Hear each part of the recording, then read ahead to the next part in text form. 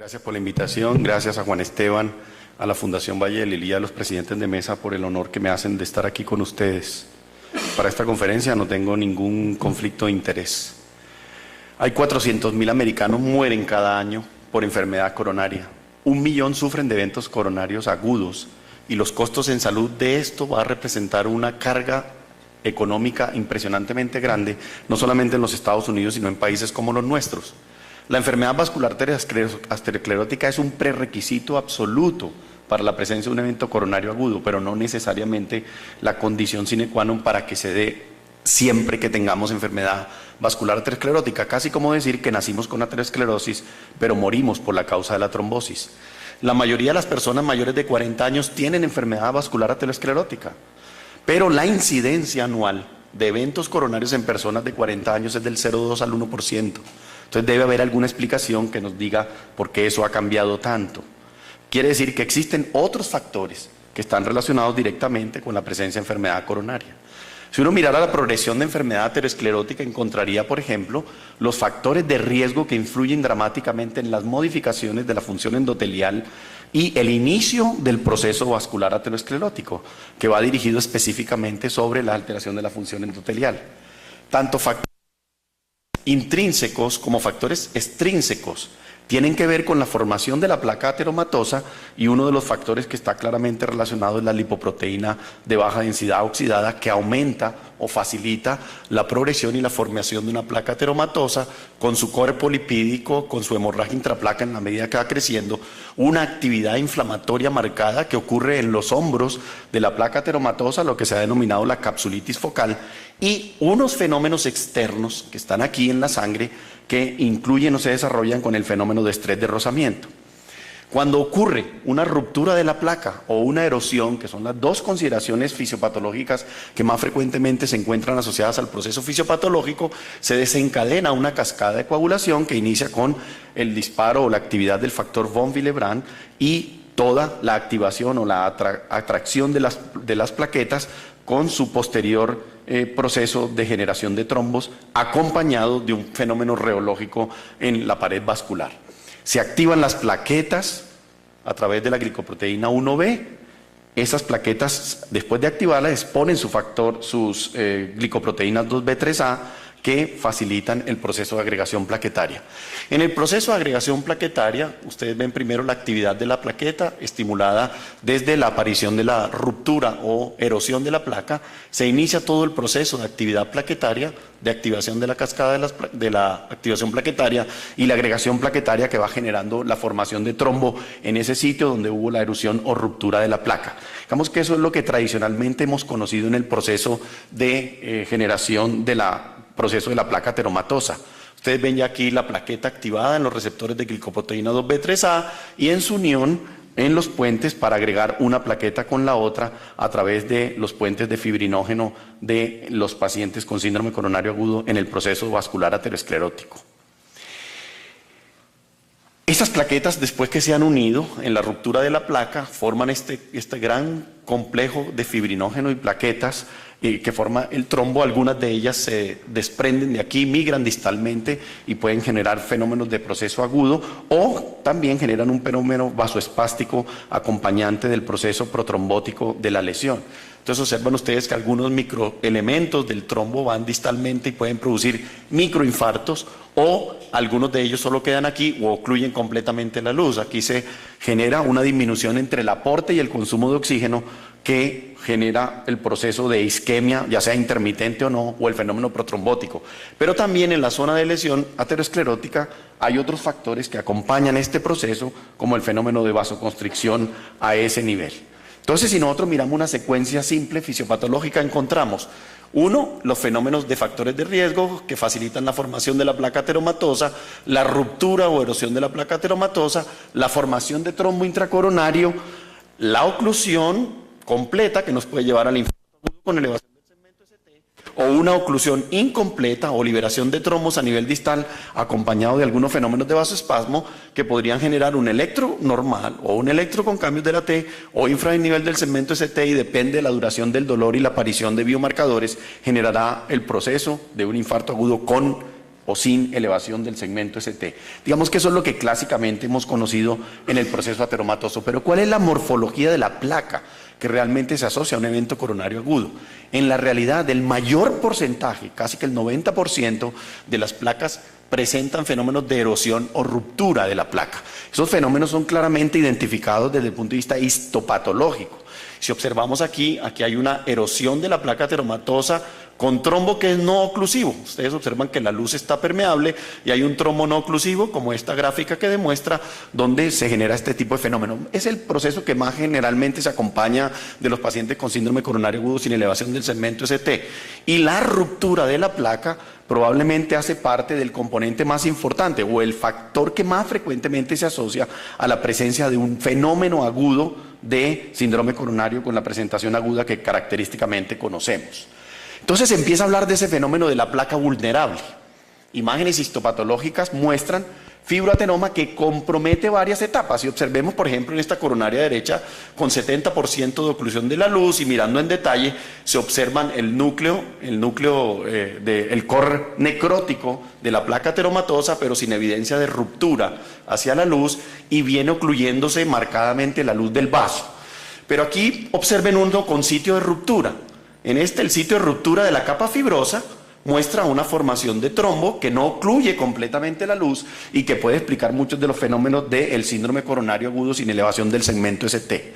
Si miramos qué pasa realmente con las imágenes histopatológicas de los fibroateromas, encontramos, por ejemplo, existen placas rotas, muchas que se han roto y se curan. Otra placa rota que se rompe y se cura. Y otra placa rota que no ha llegado a exponerse todos sus componentes a nivel de la luz y también empieza un proceso de curación.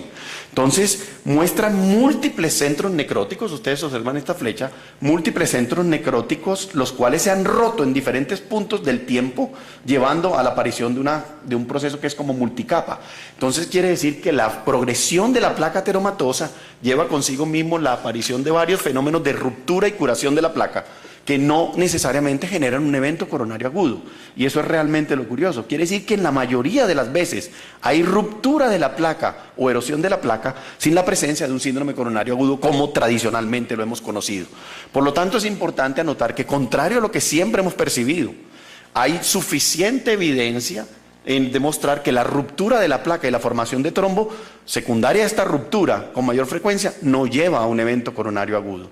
Son hechos frecuentes realmente, causales de progresión de la placa, y lo que genera es un proceso de estenosis de la luz. Entonces, ¿por qué no ocurre ese proceso? ¿Por qué ocurre un proceso diferente? Si nosotros miramos esa secuencia, la consecuencia es, primero, una placa ateromatosa con remodelación vascular externa, que empieza a generarse aquí.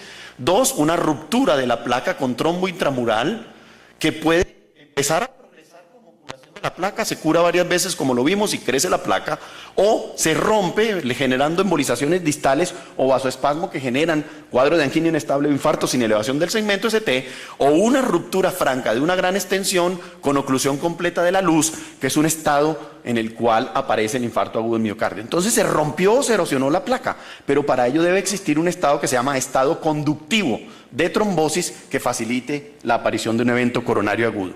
Si miramos este estudio que mira la progresión de enfermedad aterosclerótica desde el punto de vista del IBUS, el eco endovascular, se observa en 697 pacientes con síndrome coronario agudo, al cual se les hizo la histología virtual desde el punto de vista de IBUS y se siguieron por 3 años para evaluar la presencia de eventos adversos cardiovasculares. Y se identificaron las características de los fibroateromas y de la capa delgada de estos pacientes en casi 313 pacientes de los 623 que se le hizo angioplastia. Fueron 3.000 lesiones no culpables las que se evaluaron. Y si ustedes observan, en el basal de 3.000 lesiones no culpables del evento, que se siguieron en el tiempo, 673 pacientes con síndrome coronario agudo, solo 6 fueron subsecuentemente relacionadas con el infarto agudo y miocardio del paciente. ¿Y qué se observó en esa curva? Observen, los eventos en 3 años relacionados a las lesiones culpables, o sea, las vieron y dijeron, estas son placas vulnerables, estos pacientes probablemente van a tener un síndrome coronario agudo asociado a esa placa, fue el 12.9%, pero mire el número de infarto relacionado a lesiones no culpables en el evento inicial, o sea, en el evento basal de la observación por eco endovascular. Eso quiere decir que la mayoría de las placas que hoy podemos identificar como vulnerables se pueden curar y otras que no son vulnerables o no culpables en el tiempo pueden llevar a convertirse en placas inestables. ¿Qué factores se asociaron a que esa placa fuese o no inestable? Desde el punto de vista clínico, obviamente el paciente diabético requiriendo insulina, el hecho de haber tenido una intervención percutánea, usted sabe que modifica toda la estructura de la placa por sí sola, y tres factores que fueron bien importantes: la carga de la placa ateromatosa, uno, que tuviera un fibroateroma con una capa delgada, y tercero, que tuviera el área luminal mínima menor de 4 milímetros. En ese caso, estos pacientes tenían más riesgo de tener un evento coronario agudo. ¿Y cómo se ve desde el punto de vista histológico? Desde el punto de vista virtual e histológico. Esta es un engrosamiento intimal patológico, obsérvenlo aquí.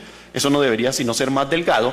Aquí observen un fibroateroma de capa delgada, delgadita. Ustedes observan que no ve capa casi aquí. Aquí un fibroateroma con capa gruesa. Observen que es una capa gruesa, teóricamente mucho más estable. Observen aquí una placa fibrosa. O sea, esto que estuvo aquí activo seguramente ya se curó y quedó una capa fibrosa. Y aquí observen una placa fibrocalcificada, que es otra de las características histológicas que se encuentran en los pacientes con síndrome coronario agudo. Y observen esta relación. En la medida que teníamos un fibroateroma de capa delgada por sí solo, ya había más evento coronario que el que no lo tenía. El que tenía además de eso una área luminal mínima asociada a la placa fibroateroma con capa delgada, se aumentaba, y en la medida que le iba sumando carga de la placa de más del 70%, el riesgo de eventos coronarios agudos se aumentaba significativamente. Eso quiere decir que tenemos una identificación histológica o histopatológica que nos permite decir claramente cuáles son los pacientes teóricamente más vulnerables de tener eventos coronarios agudos. Pero ¿qué pasa en el tiempo con esa histología? Con esa histología hay muchos cambios. Observen ustedes la histología basal de los pacientes que se siguieron en este estudio con IVOS y encuentran pacientes, fibroateroma de capa delgada se convirtió en fibroateroma de capa gruesa. Observen que cambió en el mismo sitio en el seguimiento de los pacientes. Observen aquí fibroateroma de capa delgada que se curó, se mejoró esa placa y se convirtió en una capa fibrosa. Empezó a progresar. Fibroateroma de capa delgada, aquí lo observamos cómo se desplaza el sitio del fibroateroma de la placa delgada en el mismo sitio, o sea, se desplaza durante la placa la actividad inflamatoria de esa placa ateromatosa. Engrosamiento intimal patológico aquí, y se convirtió en una placa inestable. O sea, muchos de ellos cambian en el curso del tiempo su histología, convirtiéndola en una placa no vulnerable en una placa vulnerable que pudiese generar el evento coronario agudo. Fibroateroma de capa gruesa, como observen cómo se convierte en un fibroateroma de capa delgada con mayor riesgo, como vimos, de desarrollar un evento coronario agudo en el curso del tiempo. La dinámica de la placa ateromatosa es bien interesante. Una placa que parece vulnerable en un momento dado podría ser menos vulnerable en meses o mucho más tarde. Y otra placa que no parece vulnerable podía desarrollar características de una placa vulnerable dentro de esa misma franja de tiempo, incluso dentro del mismo vaso del paciente con enfermedad coronaria. La enfermedad coronaria es un proceso activo que probablemente está constantemente cambiando, y lo hacen cambiar muchas cosas, factores externos y factores internos.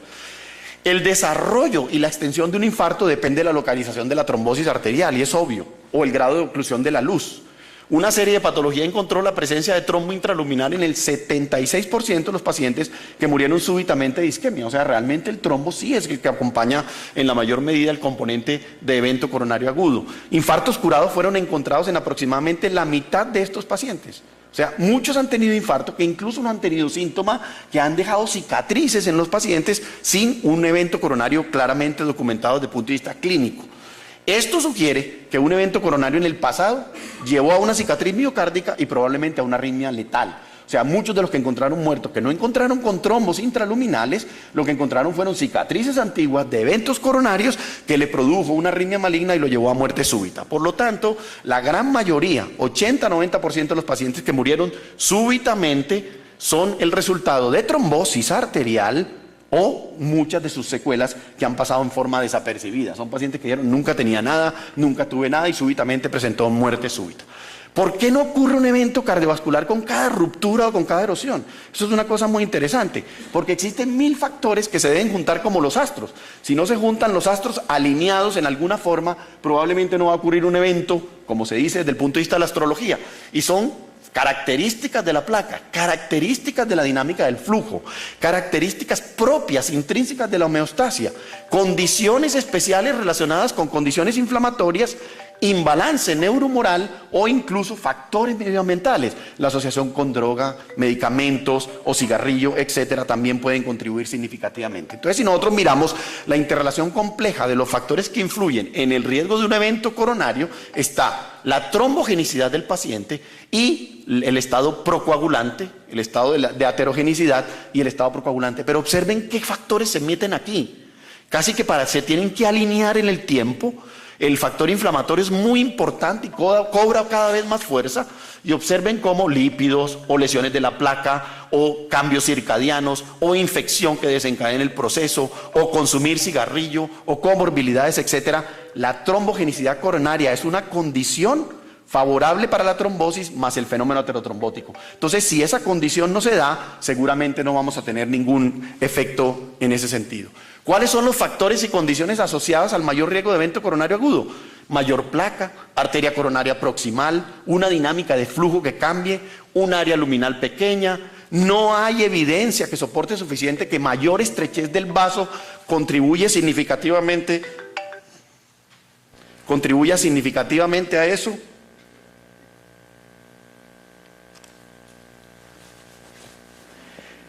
La mayoría de los eventos agudos aparecen en placas con al menos el 25%. Tiene que haber algo de placa porque si no, no aparece. Pacientes con alteraciones de la coagulación son de mayor riesgo.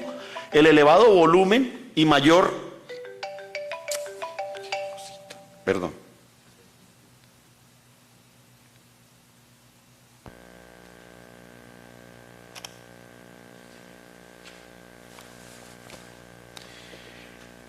Hay fuerte evidencia de variaciones circadianas en el ritmo cardíaco y en el infarto, eso lo conocemos claramente, y la habilidad del sistema de coagulación a prevenir trombosis en respuesta a estímulos varía incluso en el tiempo. Entonces vamos a tener pacientes con eventos coronarios agudos asociados a un momento determinado del tiempo.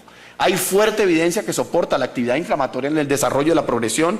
La inflamación está involucrada en la desestabilización de la placa y eso promueve fácilmente la trombosis. Condiciones que se asocian a la inflamación como la obesidad están generalmente asociados con mayor riesgo de eventos coronarios agudos e igual la variación de las funciones hemostáticas en un proceso inflamatorio muestran variaciones que tienen que ver incluso con el ritmo circadiano y facilitan la hipercoagulabilidad del paciente. ¿Cuál es el escenario entonces de la tormenta perfecta para que ocurra un evento coronario agudo? Uno, una constelación de factores promotores de trombosis oclusiva, más una ruptura o erosión de la placa. Esos son los dos factores que tienen que juntarse para que aparezca un evento coronario agudo desde el punto de vista de manifestación clínica, porque todo el tiempo en el curso de la vida estamos teniendo erosión y ruptura que la mayoría de las veces se cura y que no nos lleva a un evento coronario agudo. Por lo tanto, sigue siendo muy importante el control de los factores de riesgo para minimizar que se alineen todos esos factores para que me dé un evento coronario agudo. Entonces, en el escenario del evento coronario agudo ocurre por la infortunada convergencia entre un nido para la trombosis en una arteria coronaria, ruptura o erosión, combinado con una inhabilidad del paciente para prevenir la formación de trombo clínicamente significativo en un momento dado del tiempo.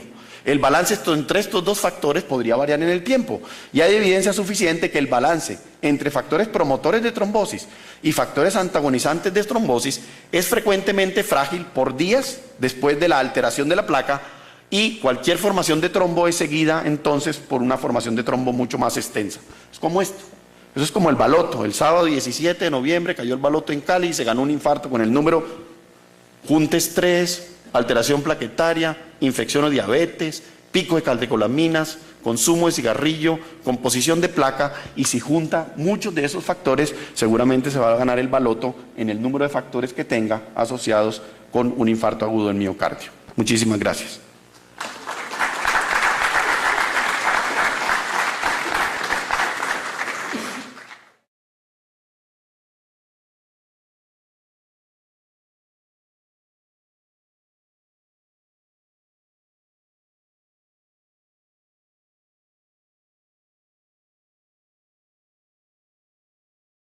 Gracias por la invitación, gracias a Juan Esteban, a la Fundación Valle de Lili y a los presidentes de mesa por el honor que me hacen de estar aquí con ustedes. Para esta conferencia no tengo ningún conflicto de interés. Hay 400.000 americanos mueren cada año por enfermedad coronaria. 1 millón sufren de eventos coronarios agudos y los costos en salud de esto va a representar una carga económica impresionantemente grande, no solamente en los Estados Unidos, sino en países como los nuestros. La enfermedad vascular aterosclerótica es un prerequisito absoluto para la presencia de un evento coronario agudo, pero no necesariamente la condición sine qua non para que se dé siempre que tengamos enfermedad vascular aterosclerótica, casi como decir que nacimos con aterosclerosis, pero morimos por la causa de la trombosis. La mayoría de las personas mayores de 40 años tienen enfermedad vascular aterosclerótica, pero la incidencia anual de eventos coronarios en personas de 40 años es del 0,2 al 1%. Entonces debe haber alguna explicación que nos diga por qué eso ha cambiado tanto. Quiere decir que existen otros factores que están relacionados directamente con la presencia de enfermedad coronaria. Si uno mirara la progresión de enfermedad aterosclerótica, encontraría, por ejemplo, los factores de riesgo que influyen dramáticamente en las modificaciones de la función endotelial y inicia todo el proceso de actividad plaquetaria, de activación de la cascada de la activación plaquetaria y la agregación plaquetaria que va generando la formación de trombo en ese sitio donde hubo la erosión o ruptura de la placa. Digamos que eso es lo que tradicionalmente hemos conocido en el proceso de generación de proceso de la placa ateromatosa. Ustedes ven ya aquí la plaqueta activada en los receptores de glicoproteína 2B3A y en su unión en los puentes para agregar una plaqueta con la otra a través de los puentes de fibrinógeno de los pacientes con síndrome coronario agudo en el proceso vascular aterosclerótico. Esas plaquetas, después que se han unido en la ruptura de la placa, forman este gran complejo de fibrinógeno y plaquetas, consideraciones fisiopatológicas que más frecuentemente se encuentran asociadas al proceso fisiopatológico. Se desencadena una cascada de coagulación que inicia con el disparo o la actividad del factor von Willebrand y toda la activación o la atracción de las plaquetas con su posterior proceso de generación de trombos acompañado de un fenómeno reológico en la pared vascular. Se activan las plaquetas a través de la glicoproteína 1B. Esas plaquetas, después de activarlas, exponen sus glicoproteínas 2B3A que facilitan el proceso de agregación plaquetaria.